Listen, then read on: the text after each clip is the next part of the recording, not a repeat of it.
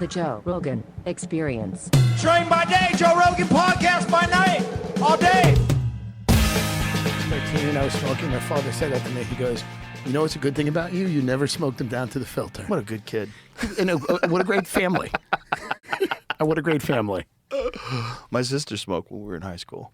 I was always like, God, why are you smoking? It's so stupid. Yeah. And then I had to do a play once with Adam Ferrara and a couple other people, and I was supposed to play this something that a bunch of comics wrote, like a funny little sketch thing. And I was supposed to play this like tortured liberal arts student, and I was like smoking cigarettes. So they wanted me to smoke cigarettes while I was doing it.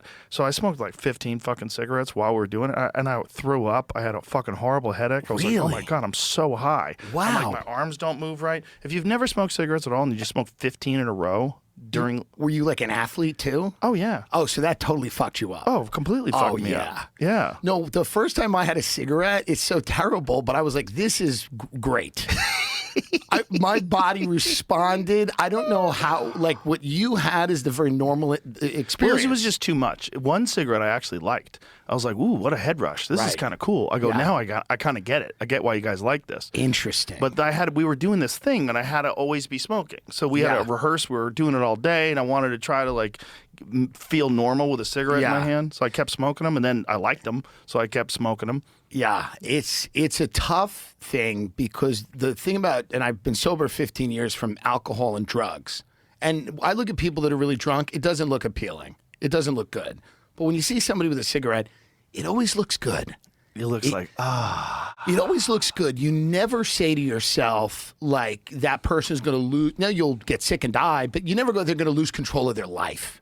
Right. So you look at somebody with a cigarette and you go, oh, yeah, they're having one. They're cool. It's fine. They're using it to help hang on. Yeah, and I never look cool with it. It's like you look at an actor doing it or someone at like the Cannes Film Sean Festival. Penn. Yeah, someone like that. Yeah. Timothy Chalamet has one. He's the size of one and he has one. And I go, Does that he looks smoke? fine. Probably in France or something. You know what I mean? They all do shit like that. So you'll see that and you go, You should get a cigarette holder to go with your sunglasses. Yeah, One of those just Hunter cigarette. Thompson cigarette holders. yeah, That's your next move. I just One of got them a- long stems with the cigarette at the end of it. like 1920s. Yeah, Like old-timey. 1920s. And Yeah. no, it's the worst thing because the smell is terrible. Right. And it destroys your clothes. And Yeah. it's very bad for your health, obviously. Yeah. But it is one of those things that it's just such a good product. What other product could they tell you? It kills you and we're raising the price every year. How about in England where they smoke like crazy? You have actual cancer on the fucking cartons. When you buy them, and I was in London and you bought one, there was a dead baby on one photo of them. of They them. were like low birth weight. Yeah. And I was like, this is terrible. And no one cares. They smoke more over there than anywhere. They smoke more over there. They don't eat the way we eat. Like they don't understand the way we eat. Gluttony. They don't get it.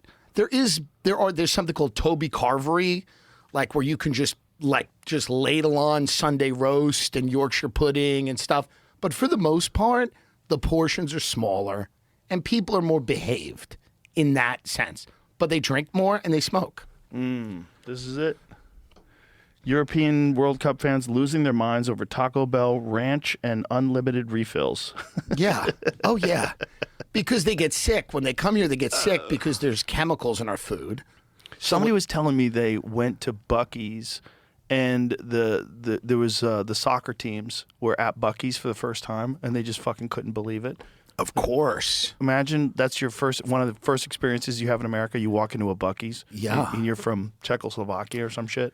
It's one of the most American places, as you've said, that exists. You have this gas station, but that's also like a weird theme park of food and all kinds of other shit that you could need. Yeah, this guy, dude, LMAO this is a gas station. Yeah.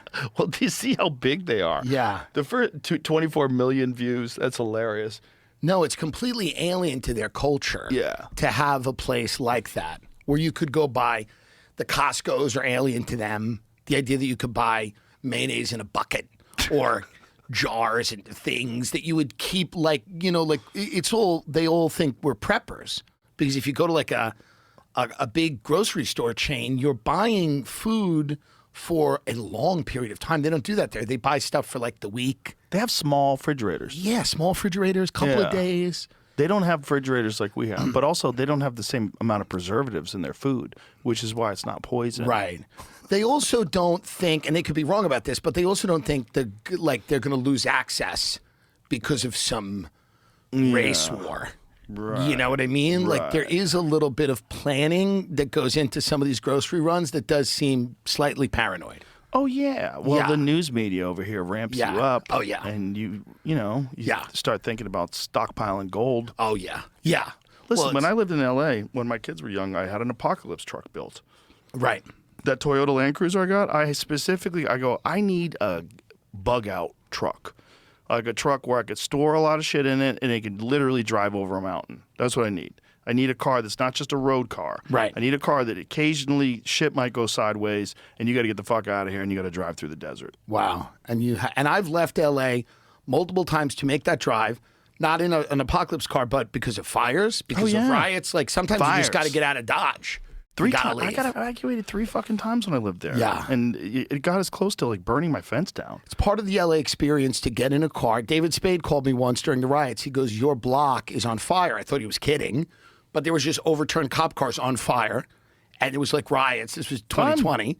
So I just got in my car and I went, okay, and I drove to the desert. That's part of the LA Yeah. experience is fleeing. That's what Palm Beach is. Yeah. You Palm Springs. Palm Springs, right? Yeah, you flee. Yeah, you flee. You go. I mean, Palm Springs makes no sense. It's hot as fuck. There's no water. Well, All you know those why people it are there started? with money. It started because when Paramount Pictures was doing edits, if you were in a movie, you had to be within 200 miles of until the movie was finished editing. It was in your contract. Palm Springs is like exactly 200 miles from LA. Oh, That's interesting. why. Yeah, that's why they started it. Hollywood. They were like, we own you. You can't go anywhere until the film is edited. So if you want to go on a vacation, you have to go there. You know what's interesting is like Pasadena was where all the like producers lived. Yeah. There's beautiful houses in Pasadena, man. Mid-century modern, beautiful. Yeah, incredible places like estates that just seem completely out of place. Totally beautiful. Like and from another time. From another time. Yeah. Well, that's the thing in LA now. You get the vibe that your Santino made a brilliant point. He's like, it's not Hollywood, it's Hollywood the sequel. Like you're not living in the thing anymore. You're living in whatever the second version of the thing is. Right. The second of the thing is second version is TikToker. Yeah, whatever it is. Yeah. It's not what it was. And every place seems a little bit like a museum or like it was cool 20 years ago or 15 years ago. You know, Somebody recently said this and it's perfect. They said LA is slowly becoming Detroit. interesting. Yeah. The only thing that might save it is the weather. The weather will help, Right. but the industry dried up. Right. So the big industry in Hollywood, regardless of whether or not it's the biggest economic industry, the biggest industry in terms of like cultural value and Totally. like getting people to move there was always show business. Yep. And they barely make movies anymore. They overtaxed and overregulated their biggest industry to other states and other countries. Yeah. And most people are making things all over the world and very few things. I think at one time it was like 80 to 90%. Now it's 25, 30% shot in LA. Wow. It's a big difference. That's a giant difference. a big difference. That arrogance of like, this is the best place in the world. Everyone's going to come here no matter what. Right. That's the Gavin Newsom attitude whenever he Right. defends California. Right. Talks about how great the GDP is. We would be the fifth largest economic. Yeah. He starts rattling off all these wonderful statistics.